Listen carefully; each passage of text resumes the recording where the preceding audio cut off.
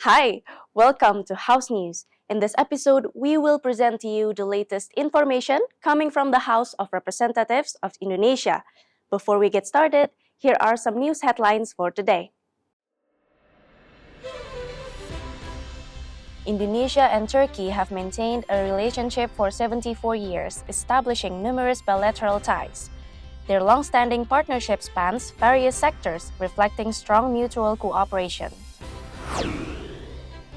In 2017, Indonesia launched the Low Carbon Development Initiative to achieve low carbon development, sustainable resource management, and poverty alleviation while maintaining economic growth.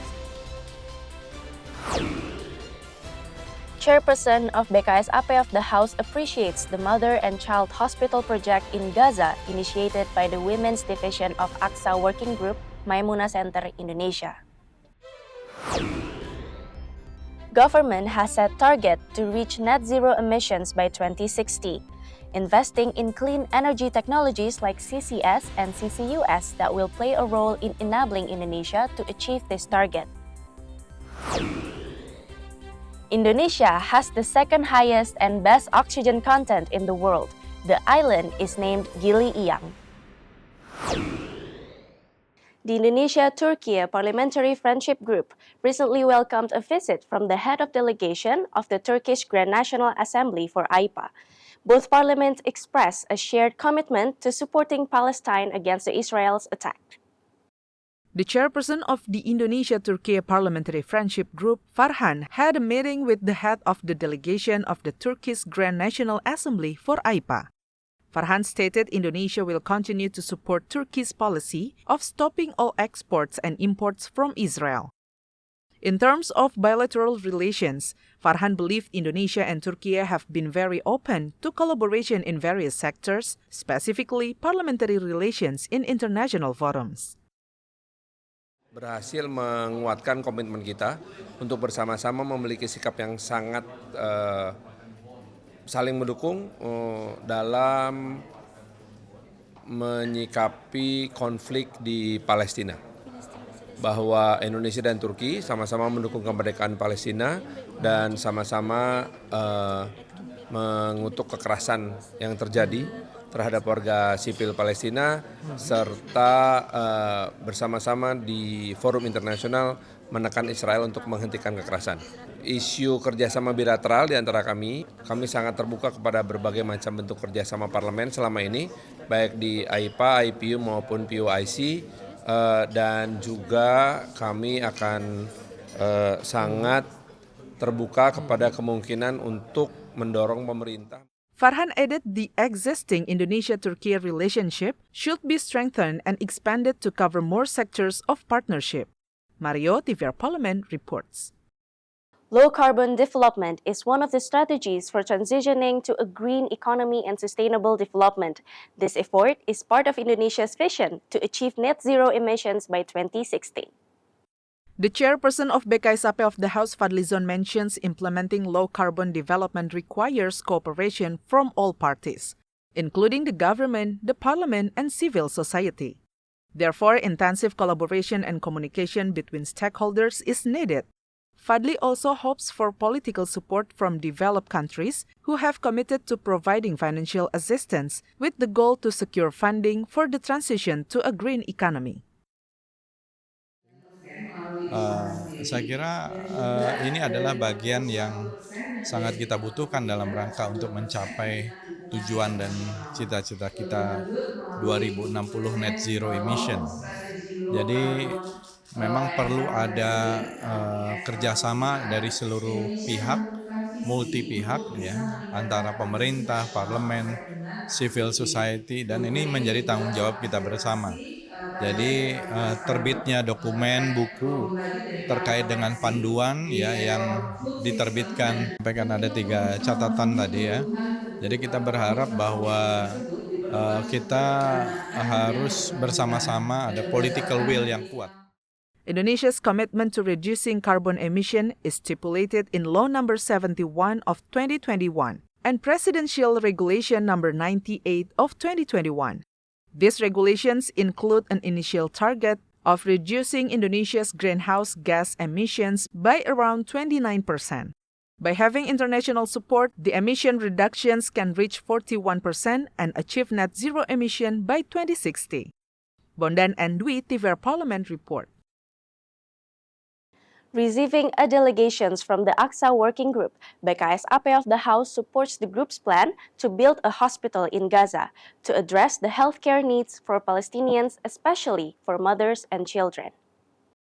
Chairperson of BKSAP of the House, Fadlizon, explained the AXA Working Group's initiative to build a mother and child hospital in Gaza reflects Indonesia's concerns for the situation in Palestine. He mentioned currently, Gaza residents urgently needed hospitals and other public facilities such as schools, markets, and housing, which have been destroyed in Israeli attacks. Therefore, Fadli encouraged various parties to participate in collecting aid for the facilities reconstruction. Saya kira akan lebih banyak lagi kebutuhan infrastruktur lain yang sekarang ini sudah dihancurkan oleh pihak Israel. Perlu banyak rumah sakit, sekolah, pasar, dan fasilitas-fasilitas umum di samping tentu rumah-rumah, penghunian, dan lain-lain. Itu kan mereka sekarang berusaha untuk mengumpulkan dulu fundraising dan bantuan-bantuan dari berbagai pihak ya, yang nanti didedikasikan untuk itu. Saya kira kita sangat apresiasi dukungan dari mana-mana, termasuk pernah ada yang membangun rumah sakit Indonesia dari Mercy dan juga beberapa organisasi lain. Semuanya saya kira itu wujud komitmen bahwa masyarakat Indonesia memang sangat peduli kepada Palestina dan itu sangat diapresiasi oleh masyarakat internasional termasuk dari Komite Perserikatan Bangsa-Bangsa yang baru saja kami terima. Mereka sangat apresiasi setinggi-tingginya. Furthermore, Fadli added, the United Nations recognized the Indonesian government and people's contribution in providing support and assistance to Palestine. Arif Naka, TVR Parliament reports. After the break, we will have more updates on Commission 7 of the House. Stay tuned on House News.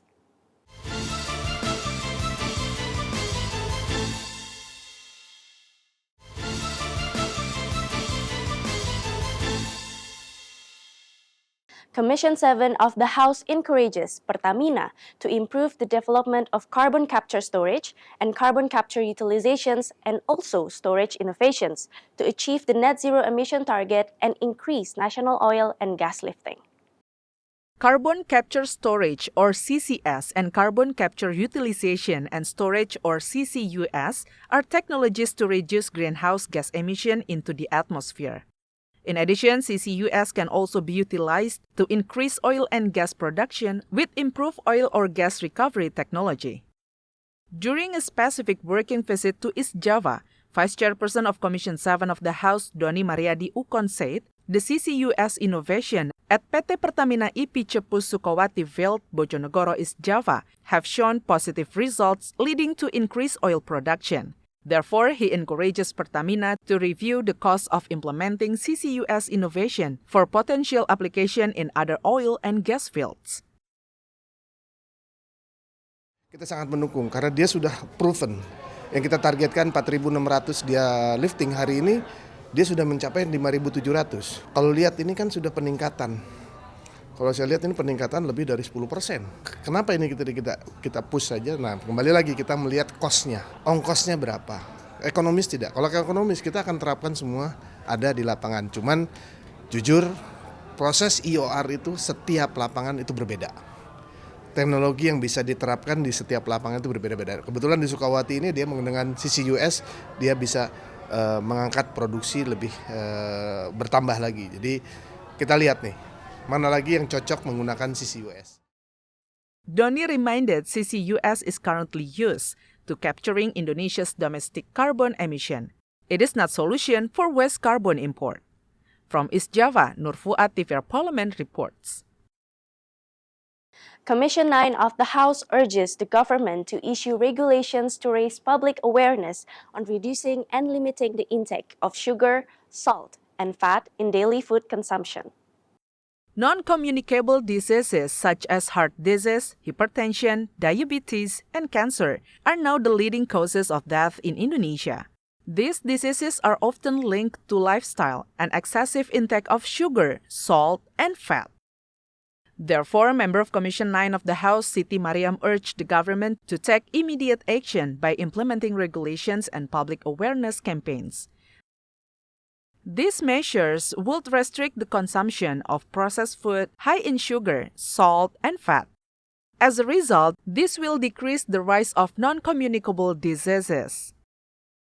Kita dorong pemerintah khususnya Kemenkes menerbitkan regulasi dan apalagi secara khusus kita juga membentuk Panja Waspom, pengawasan obat, makanan dan minuman. Saya berharap dengan penuh rasa tanggung jawab ya, secara moral mari kita turun sama-sama karena ini ujung-ujungnya ini adalah edukasi. Meanwhile, another member of Commission 9 of the House, Ansori Siregar, added to discourage unhealthy eating habits and raise public awareness about the negative health impacts. A proposal has been made for mandatory labeling that identifies food high in sugar, salt, and fat on packaging and advertisements.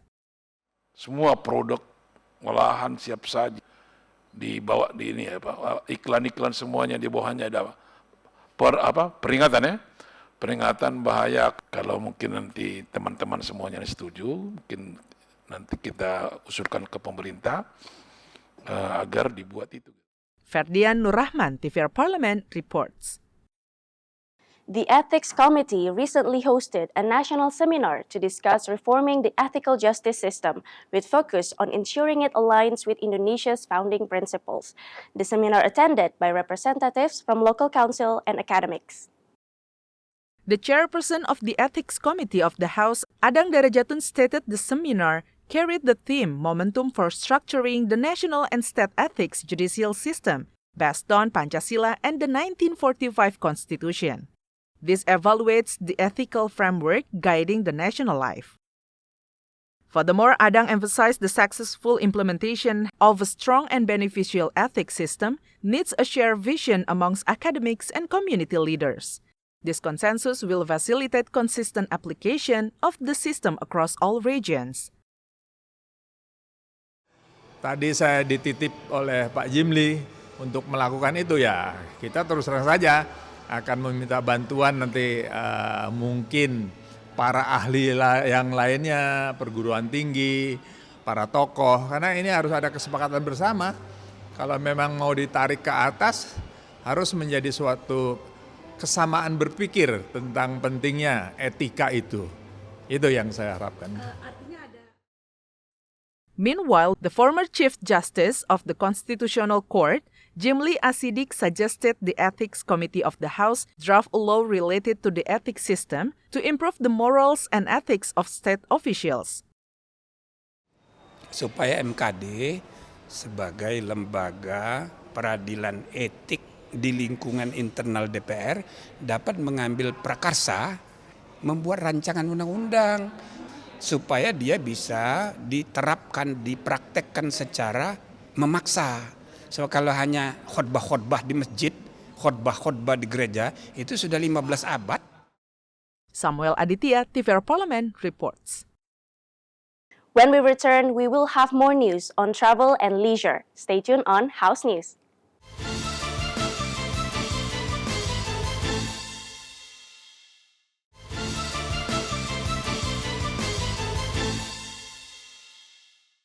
Gili-Yang Island, located in Sumeneb Regency, Madura, East Java, is recognized as one of the highest oxygen level worldwide.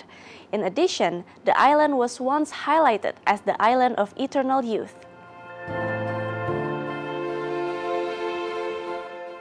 Gili-Yang, also known as Oxygen Island, has gained recognition for its exceptional air quality.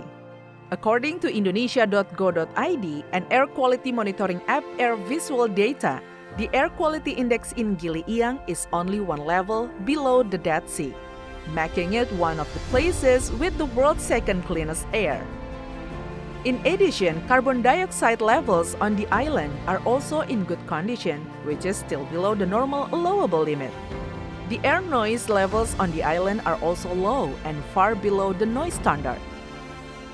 Many visitors choose Gili-Yang as a health tourism destination, especially those with respiratory problems such as asthma. Not only does the island offer high-quality oxygen for health, but it also offers stunning coastal scenery. hundreds of coral reefs and 17 caves ready to spoil tourist eyes. Each cave in Gili Iang has its charms and some fresh water springs, even though they are located quite close to the beach. So visitors don't have to worry about running out of interesting tourist attraction on this island. Some places worth visiting are Batu Cangah, Ropet Beach, and Mahakarya Cave, where the stalagmites glitter like stars at night.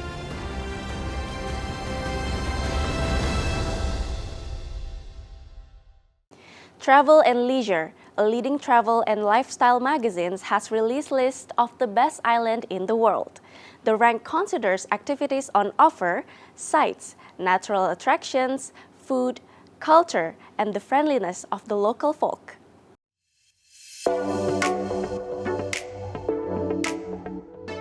Every year, the World's Best Awards survey travel and leisure asks readers to weigh in on travel experiences around the globe, to share their opinions on the top hotels, resorts, cities, island, cruise ship, spas, airlines, and more.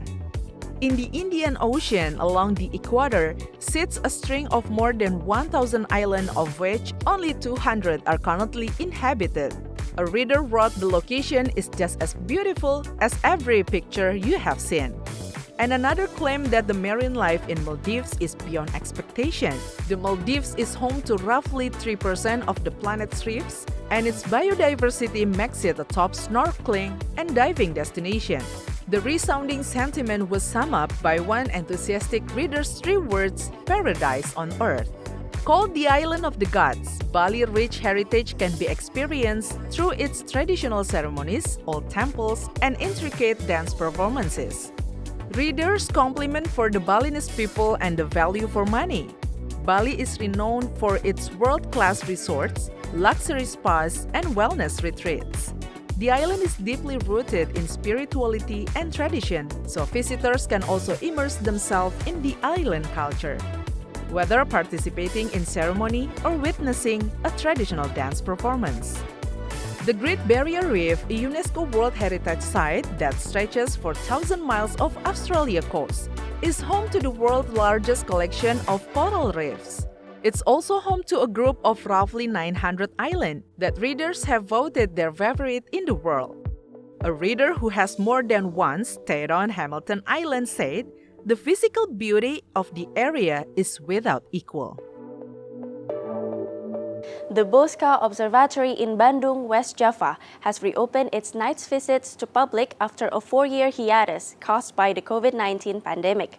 The program offers selected date between June and August 2024. The program offers an opportunity for visitors to observe celestial objects using telescope with astronomer guidance on selected dates between June and August 2024.